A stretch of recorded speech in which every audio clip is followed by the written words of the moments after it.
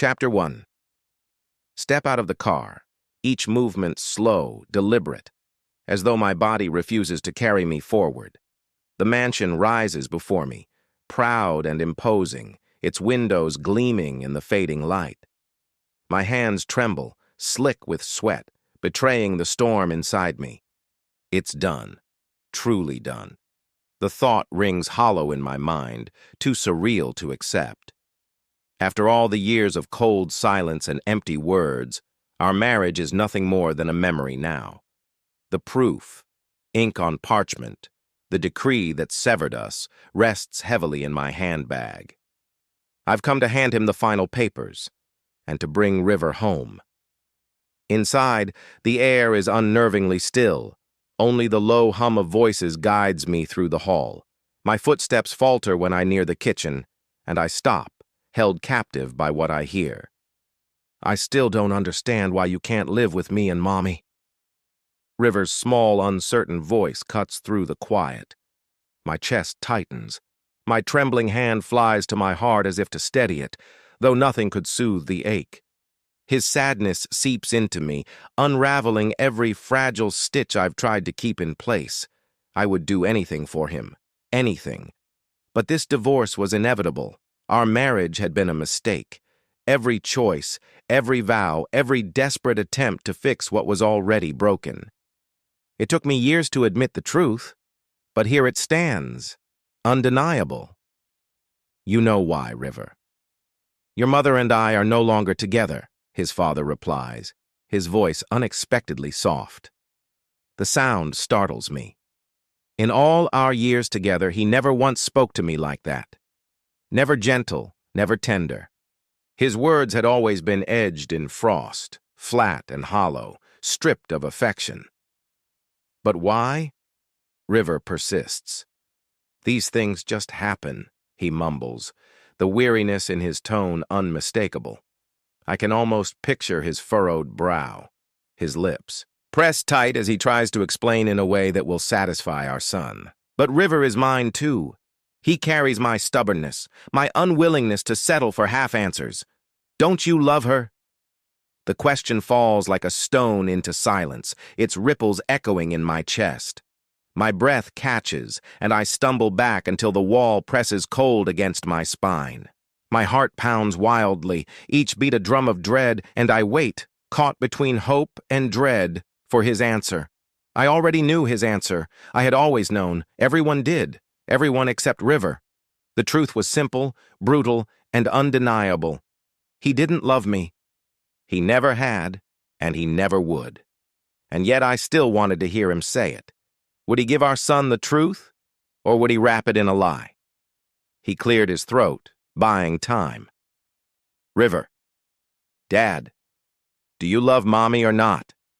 River pressed, his voice sharp with finality. A sigh escaped him, heavy with defeat. "I love her, for giving me you." The words landed like a stone in my chest. A placation, not an answer. My eyes fluttered shut against the rush of pain that surged through me. After all this time, it still hurt. My heart broke all over again, splintering in the same place it always had. I don't know why some foolish, stubborn part of me had hoped his answer would be different. But he had never said those 3 words to me. Not when we exchanged vows, not when I gave birth to River, not in the quiet years that followed, and not even in the intimacy of our bed. He held himself back through every moment of our marriage. I gave him everything, my love, my loyalty, my trust. He gave me nothing but cold silence, pain, and heartache. Yes, we were married, but there were always 3 of us. Him, me, and the woman he refused to let go of for 9 long years. The love of his life. Tears burned my eyes, but I brushed them away with a swift, weary hand. I was tired of crying. Tired of begging for scraps of affection. Tired of chasing a man who never wanted to be caught. "Has anyone ever told you it's rude to listen to other people's conversations?" His deep voice cut through the silence, jolting me from my thoughts. I straightened my shoulders, steeling myself, and stepped into the kitchen. There he stood by the kitchen counter, My ex-husband, Riker Knox. His mocking gray eyes pinned me in place, sharp and unyielding. My gaze slipped past him to River. My pride.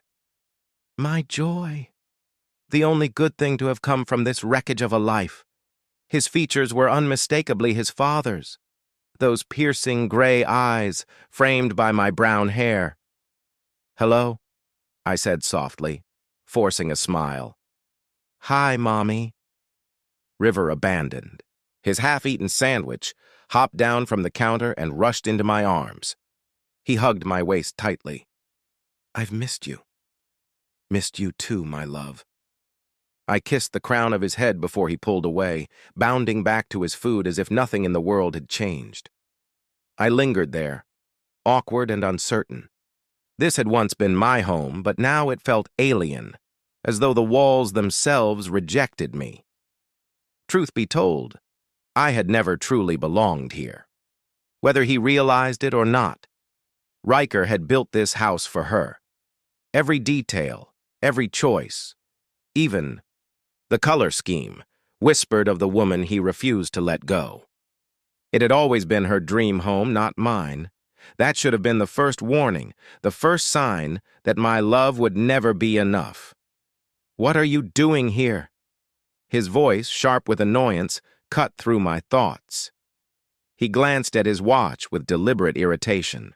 "You promised you wouldn't interrupt my time with River?" "I know." My voice was low, careful.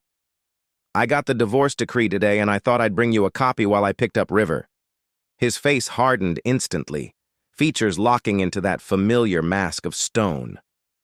His lips thinned into a line that sliced through me like a blade. Every time he looked at me that way, another piece of me shattered. I had loved him for as long as I could remember. But to Riker, that love had never meant a damn thing. Over and over, he had broken my heart, shattered my soul, and still I loved him. I held on, believing, hoping that things would change. But they never did. When we married, I thought I had finally found it. The love I'd been craving since childhood. I was wrong. Marriage had been no dream. It was a nightmare. Every day, I fought with the ghost of his past, the ghost of a girl I could never compete with, no matter how hard I tried. I pressed a hand to my chest as if I could soothe the ache lodged there. It was useless. It still hurt. God, it still fucking hurt, even after months of separation. "River, go up to your room," Riker said through clenched teeth. He spat the word mother like it was poison. "Your mother and I need to talk." River's gaze shifted between us, wary. "No fighting," he ordered before retreating upstairs. The moment his footsteps faded, Riker slammed his fist against the counter. The sound cracked through the room like a gunshot. His gray eyes were shards of ice when they locked on me. "You could have sent them to my office instead of barging in here, interrupting my time with my son," he growled, fists clenched, his body trembling with fury. "Riker!" I exhaled, but the words stuck in my throat. "No, fucking no. You turned my life upside down 9 years ago. You did it again when you asked for that fucking divorce. Was that your way of punishing me? Tearing me from my son because I couldn't love you? Newsflash, Dahlia, I fucking hate you." Each syllable hit like a bullet ripping into me, my heart, already fragile, splintered beneath the weight of his rage. My voice cracked. What was there to say when the man you still loved confessed he hated you? "Get out of my fucking house." His words were final, merciless. "I'll bring River home when my time with him is over." Hands shaking, I set the divorce decree on the counter. I had half a mind to apologize, though for what I didn't know when my phone rang. Mother. I almost ignored it. She never called unless it was important. I swiped the screen. "Mother!" Her voice cut me off, shrill with panic. "Get to the hospital now. Your father's been shot." The line went dead. My phone slipped from my hand and clattered to the floor. Shock rooted me in place. "What is it?" Riker's voice cut through the haze. Heart racing, I stooped to pick up my phone, the words barely escaping my lips. My father! He's been shot.